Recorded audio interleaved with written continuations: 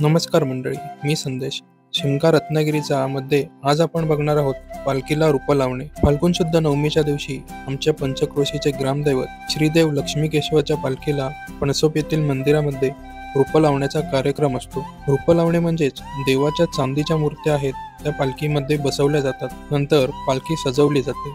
दुपारी पंचक्रोशीमधले भक्तगण रूपं लावण्यासाठी मंदिरामध्ये जमतात. दुपारपासून सुरू झालेला हा कार्यक्रम रात्रीपर्यंत असतो.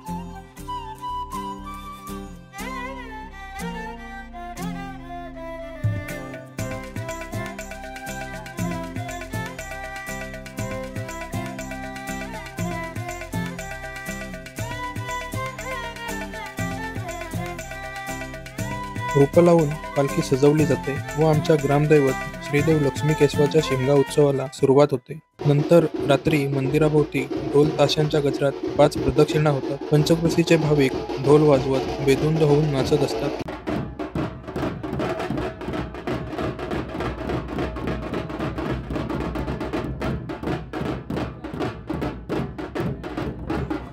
प्रदक्षिणेनंतर पालखी मंदिरामध्ये जाते. तिथे पूजा करून धुपारत होऊन गाराणे घातले जाते.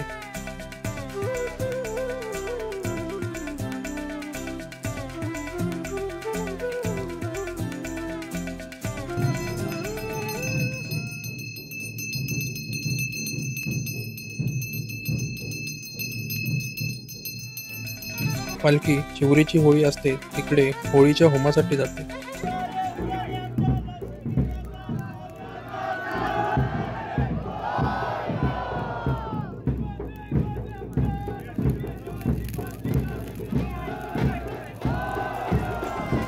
होळीच्या होमाभोवती प्रदक्षिणा घेऊन थोडा वेळ नाचवून पालखी मानकऱ्यांकडे जाते. अशा तऱ्हेने पालखीला रूपं लावण्याचा कार्यक्रम असतो.